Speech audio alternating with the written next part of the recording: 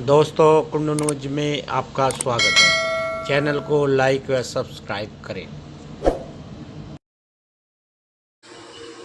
मुरादनगर नगर पालिका में कहीं खेला तो होने वाला नहीं है, फिर से खेला हो सकता है। मुरादनगर नगर में एक बार फिर एलएमसी ज़मीन को हड़पने की साजिश शुरू हो गई है, जहां पर करीब 15 दिन पहले नगर पालिका ने अपनी ज़मीन होने का दावा लगाते हुए बोर्ड लगा दिया था।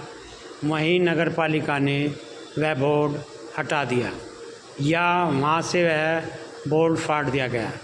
यह कहीं सरकारी ज़मीन का बेचने का खेला तो नहीं हो रहा है, जैसे हाल में ही ताहिर हुसैन नाम के एक व्यक्ति के साथ हुआ था। वहाँ भी नगर पालिका ने कोई कार्रवाई नहीं की और भू माफियाओं ने करोड़ों की ज़मीन बेच दी। बताते हैं कि पाइपलाइन मार्ग सन्ना गांव के सामने करीब 20 बीघे एलएमसी की ज़मीन है।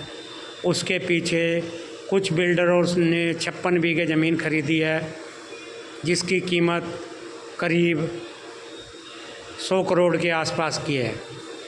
उस ज़मीन पे ना तो कोई रास्ता है, ना कोई ऐसी जगह है जिससे वहाँ से आवागमन किया जा सके। नगर पालिका ने हाल में अभी एक सरकारी ज़मीन पर बोर्ड लगाया था और अपना दावा पेश किया था, लेकिन कुछ दिन बाद वहाँ से हटा दिया। वहीं सन्ना गांव के ग्रामीण ने भी उस ज़मीन पर अपना दावा होने की बात कही थी। उसने बताया था कि उसका काफ़ी दिन से ज़मीन पर कब्जा है और वह उसका मालिक है। सन्ना गांव के एलएमसी के मालिक की जुबानी सुनिए।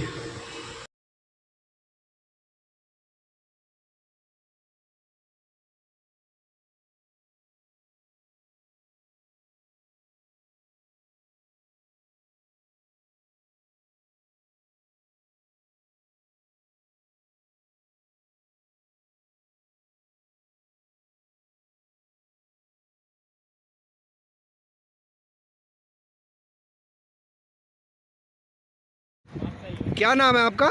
मेरा नाम सुबेश बबलू है। क्या मामला हुआ? आप कह रहे हैं कि आपकी ज़मीन पर नगर पालिका ने ज़बरदस्ती बोर्ड लगा दिया। क्या मामला है? और ये ज़मीन आपकी है, नगर पालिका अपनी बता रही है। आप हमें बताइए क्या मामला है। सर, ये जगह हमारी है। 1975 में हमारे फादर के नाम ये पट्टा हुआ था। तभी से ही आज लगभग 50 साल हो गए, तभी से हम बोझ होते आ रहे हैं। ये हमारा एक केस। आपके पिताजी का क्या नाम था? श्री राम सिंह। तो उनके नाम से पट्टा था। कितने बीघे का पट्टा था ये? 6 बीघे का जी, कच्चे। अच्छा, 6 बीघे का था। हाँ जी। फिर आप बता रहे 12 बीघे की आप बात कर रहे थे। ये जो है 6 बीघे हमारे अंकल की है, चाचा की। अच्छा, 6 बीघे आपके चाचा के। चाचा का क्या नाम? करना। अच्छा, और 6 बीघे आपके पिताजी के नाम पट्टा हुआ था। हाँ जी। कौन से 1975 में? नहीं जी, हाँ 1975 में जी। अच्छा जी, अब बताइए उसके बाद क्या हुआ? फिर ये हुआ आपस में पट्टेदारियों में एक केस चल गया था जी, जिसमें 26/12/78 में एक जजमेंट हुआ कि इनमें से 6 पट्टे निरस्त किए जाते हैं, बाकी की जांच कर लें और पात्र व्यक्तियों को तुरंत पट्टे दे दिए जाएं। तो उन निरस्त वालों में सर हम नहीं हैं।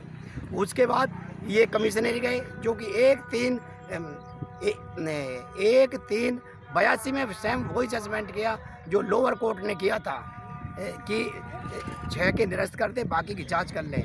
और पात्र व्यक्ति तुम्हारे इलाहाबाद गए हाई कोर्ट, तो वहाँ तुम्हारे 85 में सेम वही जजमेंट हुआ जो लोअर कोर्ट ने किया था। फिर उन्होंने वहाँ एक रिवीजन डाला। रिवीजन जो है तुम्हारे 99 में कैंसिल हो गया सर।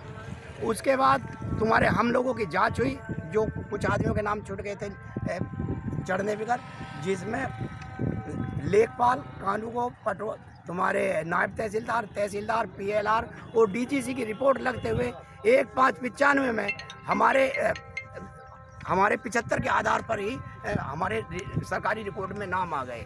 तो सर अब हुआ क्या कि 10/10/97 में तहसीलदार का आदेश और 28/10 में तुम्हारा एसडीएम का आदेश और 1/3/92 में कमिश्नरी का गलत आदेश दिया है जबकि जब हमने उनके खिलाफ वो रिवीजन डाली है सवाल जवाब, तो एसडीएम साहब ने भी कहा है कि हमारे कोर्ट में सरना के पट्टों के खिलाफ 28/10/97 में कोई निर्णय नहीं हुआ है, और तहसीलदार ने भी यही कहा कि हमारी कोर्ट में इस पट्टों के खिलाफ कोई भी ना कोई कार्रवाई हुई है और ना ही कोई कैंसिल का आदेश हुआ है, फाइल चली है। और कमिश्नर साहब ने भी 1/3/92 में यही आदेश किया है कि कोई भी आदेश नहीं हुआ। इन तीनों आदेश के खिलाफ हम कमिश्नरी गए, तो कमिश्नरी में 98 में तो हमारा एक स्टे हो गया, जो कि स्टे ऑर्डर ये है कि आगामी कोई भी आदेश होने तक इस जगह पर कोई जो है इस पे दखलंदाजी ना करे। वो हमारे पे स्टे है। हमने जो है तुम्हारे इसको ईओ साहब को अपना स्टे आदेश भी दिखाया, सब चीज़ दिखाया, लेकिन उन्होंने कोई भी इस पे कोई भी परवाह ना करते हुए और कमिश्नर साहब के आदेश को चैलेंज करते हुए हमारी जगह पर सरकारी संपत्ति का नगरपालिका का बोर्ड लगा दिया है।